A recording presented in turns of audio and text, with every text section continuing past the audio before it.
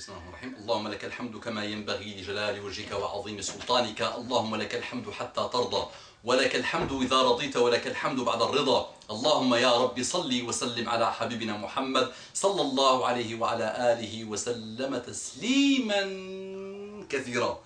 صلي وسلم على الحبيب صلى الله عليه وسلم. Attention, attention, attention, attention. Fais salat wa salam al Habib Muhammad et sois fier que tu es musulman. Sois heureux que tu es musulman. Jazakallahu khairan. Quel que soit le niveau de haine, quel que soit le niveau d'attaque, quel que soit le niveau d'insulte, quel que soit le niveau des mépris, sois heureux. Et c'est toi qui dois avoir pitié de ceux qui attaquent et qui s'amusent à se concurrencer pour les caricatures et tout ça. C'est toi qui dois avoir pitié d'eux. Et Allah te les a décrits dans le Coran. Tu penses qu'ils sont une invention de cette époque-là. Mais non, Muhammad, Allah subhanahu wa ta'ala te parle dans le Coran de ces gens-là depuis Adam jusqu'à la fin des temps. Hizb al-Shaytan, le Hizb du Shaytan, le groupe du Shaytan. Hizbullah subhanahu wa ta'ala. Confrontation jusqu'à la fin des temps. Mais nous, on n'est pas injustes. Hizbullah subhanahu wa ta'ala, ils ne sont pas injustes. D'accord? Ceux qui sont soumis à Allah subhanahu wa ta'ala, ils ne sont pas injustes. Mais ils ont pitié de ceux-là. Qui, Hizb al-Shaytan, le Hizb de Satan, qui n'arrête pas de combattre le bien et de propager le mal. À nous, Inch'Allah, d'argumenter, de les inviter à la grandeur de l'islam et de leur pardonner et d'avancer, sans se lamenter, s'il vous plaît. On a dit رب اشرح لي صدري ويسر لي أمري واحلل عقدة من لساني يفقهوا قولي. Salam alaikum wa rahmatullahi wa barakatuh. Que la paix d'Allah subhanahu wa ta'ala, sa miséricorde et ses bénédictions soient sur vous, mes frères et sœurs partout dans le monde. Bonjour mes frères et sœurs en humanité. Sans transition, on entre directement dans le vif du sujet. J'avais déjà fait une vidéo que j'avais intitulée Avant de prendre ta première cigarette. C'était une vidéo, on va dire, de prévention pour les jeunes, femmes et hommes, malheureusement, qui aujourd'hui touchent à la cigarette à l'âge de 9, 10, 11, 12 ans. Les femmes enceintes, plus de tendresse dans le corps, plus de miséricorde dans le cœur. Malheureusement, c'est des femmes, malheureusement, et des hommes aujourd'hui complètement égarés, complètement fermés, complètement... Ils s'en foutent de l'enfant qui est à l'intérieur. Elle sait qu'elle peut lui causer des maladies sans fin, mais c'est pas grave, il ne peut pas se débarrasser de sa cigarette. Moi, je parle à des musulmans et des musulmanes. Et cet article que je n'ai pas élaboré, il n'est pas à moi, mais je le trouve profond. Donc, l'article, il est intitulé « Le petit gamin, qui n'a même pas 9 ans, prétend que fumer est strictement interdit en islam. Haram. Et puis quoi encore? Mais, puis quoi encore? Au moment de prier, une forte odeur de cigarette me perturba. Il me déconcentra dans la prière. Et après avoir fait le salam, donc entre parenthèses fin de la prière, je me suis aperçu de la présence d'un musulman qui avait les lèvres noires à force de fumer.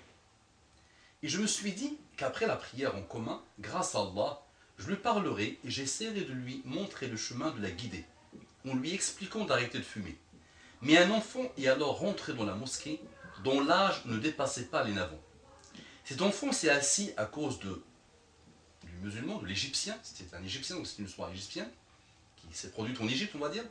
Cet enfant s'est assis à côté de l'égyptien, et une discussion, mais que ce soit égyptien, algérien, marocain, mauritanien, ce que vous voulez, le malheur est le même. Aujourd'hui, il y a 80 millions d'Indonésiens qui fument. 400 000 morts chaque année en Indonésie, malheureusement, donc c'est tous les peuples. Voilà. Les peuples civilisés se débarrassent de ça. Vous voyez, ça attaque les grandes firmes productrices de la cigarette et ça gagne des milliards et des milliards. Et les Arabes musulmans, malheureusement, à chaque fois que le monde civilisé fait caca ou fait pipi, ils nous l'envoient à nous, malheureusement, et nous on prend. La hawla wa la quwwata illa billah. Allahu al-musta'an. Donc, cet enfant s'est assis à côté de l'Égyptien et une discussion commence entre eux. Je vous rapporte cette discussion. L'enfant, Salamu alaykum, ya ammi. Tu viens d'Égypte, n'est-ce pas? L'homme, oui, je viens d'Égypte. L'enfant, connais-tu Cheikh Abdelhamid Kishk? Non, donc entre parenthèses, nom d'un imam célèbre en Égypte. Alayhi rahmatullah. L'homme, bien sûr, je le connais. L'enfant, Ijad al-Haq, un autre savant, Ijad al-Haq, tu le connais? Donc, nom d'un autre savant égyptien. L'homme, oui, je le connais lui aussi. L'enfant, et Muhammad al-Ghazali, Aussi, nom d'un autre savant égyptien. L'homme, oui, lui aussi je le connais. L'enfant, as-tu déjà écouté des cassettes de ces imams et savants de l'islam? L'homme, oui, bien sûr. L'enfant, eh bien alors, tu as entendu que tous ces cheikhs et savants ont expliqué que le tabac est interdit et illicite pour les musulmans. Pourquoi fumes-tu? Alors, pourquoi fumes-tu alors, ya ammi? Pourquoi fumes-tu? Et l'homme commença un raisonnement pour convaincre l'enfant que le tabac n'est pas interdit. Tu l'entends souvent celle-là. Le tabac est macro, n'est pas interdit. D'accord. L'homme, non, le tabac n'est pas interdit dans l'islam. L'enfant, bien sûr que si, le tabac c'est interdit. Allah dit bien dans le Coran, donc Allah leur ordonne le convenable, leur défend le blâmable, leur rend licite les bonnes choses, leur interdit les mauvaises. Surat 7, Al-A'raf, partie du verset 157. Mais si tu persistes à croire que le tabac n'est pas interdit, eh bien quand tu commences à fumer, est-ce que tu dis Bismillah? Et quand tu t'arrêtes, tu dis Alhamdulillah? L'homme, non. Mais pour que le tabac soit interdit, il faut qu'il y ait un verset dans le Coran qui dit le tabac est interdit. Et bien sûr, il n'en a pas, il n'y en a pas. L'enfant, ya ammi, oh mon oncle, le tabac est interdit comme les pommes. L'homme s'énerva et dit, tu dis que les pommes sont interdites, mais qu'est-ce qui te prend?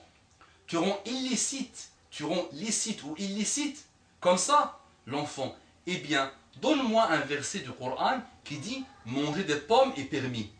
L'homme déconcerté et désordonné arrêta tout à coup de parler. Il ne pouvait pas répondre à l'enfant. Et soudainement, le mu'adhin, donc celui qui appelle à la prière, le mu'adhin appela à la prière, iqama. L'homme se mit alors à pleurer. Et après la prière, l'Égyptien saisit l'enfant en disant, écoute mon petit, je jure par Allah, Al-Azim, le majestueux, qu'à partir de maintenant, je ne fumerai plus de toute ma vie. Oh mes chers frères, cette histoire est véridique et c'est une leçon pour nous. Mais comment cet enfant était capable de s'exprimer ainsi, avec une telle force et de telles preuves, et surtout à notre époque, l'époque de la PlayStation et de beaucoup de choses insignifiantes et inutiles? À partir de quand pourrons-nous éduquer nos enfants capables de transmettre le message d'Allah et de son prophète comme celui de cette histoire? Mes frères et sœurs, si vous n'étiez pas au courant que fumer est haram, eh bien, maintenant vous le savez. Dites-le à des frères et sœurs en Allah, à votre famille, à vos amis. Les fumeurs ne gagnent rien à part nuire à leur santé et à désobéir à Allah, qu'Allah nous éloigne des mauvaises choses et des mauvaises personnes. Nota bene, je ne connais pas un savant qui prétend aujourd'hui que fumer n'est pas haram. Il faut qu'il soit un savant, un vrai savant. Et je suis étonné qu'il y a encore des musulmans doués d'un minimum de connaissances dans l'islam qui ne savent pas que fumer est haram, haram, haram, haram. C'est pas le barbu, le bédouin qui le dit, attention. Vous avez le Qawqal, le Google, le Cheikh Google, vous l'avez là. Demandez-lui, posez-lui la question. At-tadkhinu fil islam, fumer en islam, la cigarette en islam. Tapez ça et vous allez voir. Les 500 premiers résultats, qu'est-ce qu'ils disent? Majami' al-Ifta, les comités de fatwa, qu'est-ce qu'ils disent? D'accord? Donc là, arrêtons de jouer le malin. Arrêtons de nous détruire. En Indonésie, je vous ai dit, malheureusement, même la ministre de la Santé ne veut pas signer l'accord, la sorte d'accord de l'OMS, l'Organisation mondiale de la santé. Elle ne veut pas le signer. Elle n'interdit pas. Et les firmes multinationales font ce qu'elles veulent aujourd'hui en Indonésie. 400 000 morts par an. 80 millions de fumeurs, malheureusement. Et ça continue. Sur 200 millions de musulmans, il y a 80 millions, malheureusement, d'hommes et de femmes qui fument là-bas. qu'Allah nous guide. Allahumma ardina warda anna. Allahumma ij'alna mimman yastami'una al-qawla fayattabi'una ahsanahu. Allahumma arina al-haqqa haqqan warzuqna ittiba'ahu wa arina al-batila batilan warzuqna ijtinabahu. Allahumma salli wa sallim ala habibina Muhammad. Propagez cette vidéo. Barakallahu fikum, qu'Allah vous bénisse. Amin.